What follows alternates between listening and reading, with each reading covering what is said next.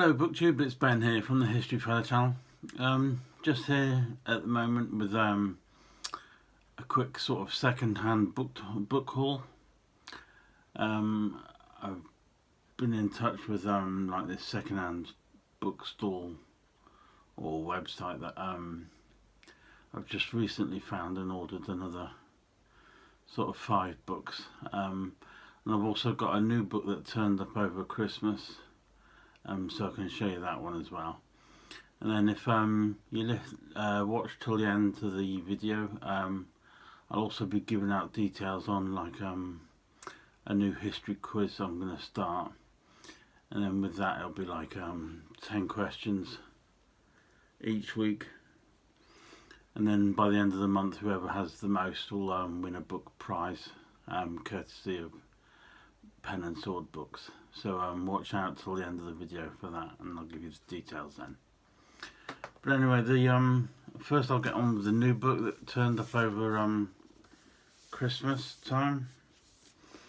This one's Rebellion in the Middle Ages, Fight Against the Crown, and it's called written by Matthew Lewis, and that's published by Pen and Sword Books. But just to give you sort of an idea of what it's about, I'll read you the inside cover.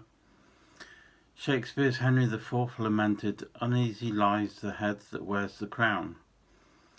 It was true of that king's reign and of many others before and after, from Hereward to Wake's guerrilla war resisting the Norman invasion of William the Conqueror, through the anarchy, the murder of Thomas Becket, the rebellions of Henry II's sons, the disposition of Edward II, and the peasants' revolt, and the rise of the overmighty noble subject that led to the War of the Roses. Kings throughout the medieval period came under threat from rebellions and resistance that sprang from the nobility, the church, and even the general population. Serious rebellions arrived on a regular cycle throughout the period, fracturing and transforming England into a nation to be reckoned with. Matthew Lewis seeks to examine the causes behind the insurrections and how they influenced the development of England from the Norman conquest until the Tudor period. Each rebellion's importance and impact is assessed both individually and as part of the larger movement to examine how rebellions helped to build England. So that sounds quite interesting really, and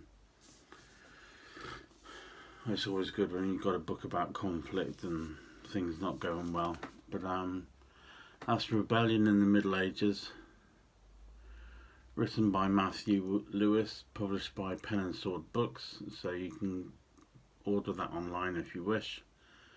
And that's available at £25 or $42 US. Right, the 5 that I picked up second hand, or I'm not sure what you'd call it in America, but sometimes we call them charity shops here. Anyway, it's kind of, they're all kind of donated books. And then various shops and charity shops specialised in reselling them. So the first one is An Utterly Impartial History of Britain, or 2,000 Years of Upper-Class Idiots in Charge. And that's written by John O'Farrell. And that's published by Our Books. And it cost me about £2.50. I got it with a bunch of others, 5 for a tenner. So this cost me £2.50, which is I think a couple of dollars. When historians say Waterloo, do you automatically think of ABBA? Do you wonder how Neville Chamberlain failed to realise that Hitler was a baddie when the Führer was so clearly wearing a Nazi armband? And why did the Normans fight the Saxons at a place called Battle? did they see the road signs and just think that's where they're supposed to go? I'm hoping it's going to be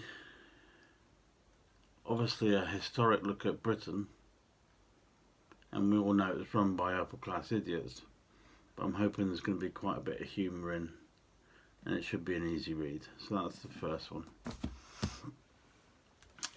The second one is, it's like a diary. This one's called The Real Dad's Army. The War Diaries of Colonel Rodney Foster, edited by Ronnie Scott. On the front it says, really wonderful, a unique record by a brave and thoughtful observer, a real life Mannering. And another one calls it magical. It's like it's nearly like a classic diary form, where every day's got something about it, and it follows the life of Colonel Rodney Foster. If you're from America, you might not realise what the Dad's Army was, but it was the last line of defence in the UK.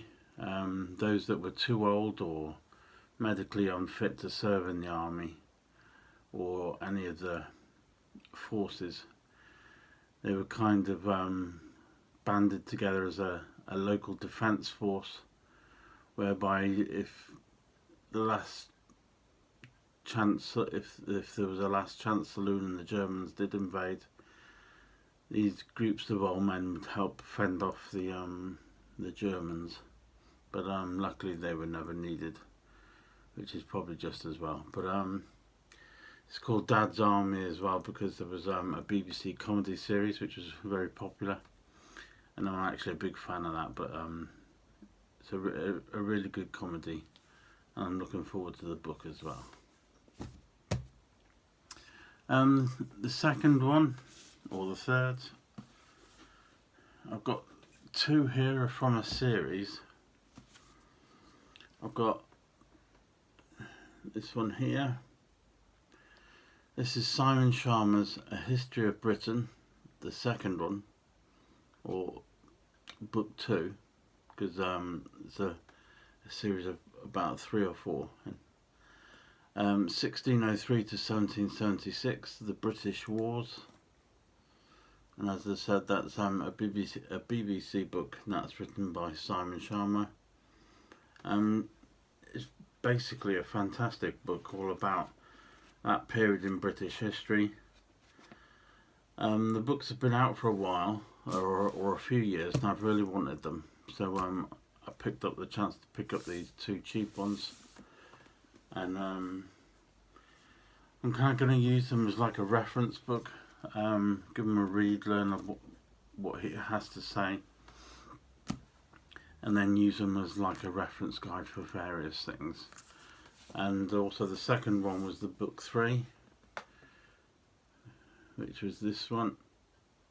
That's Simon Sharma, A History of Britain, number 3, 1776 to the year 2000, The Fate of the Empire.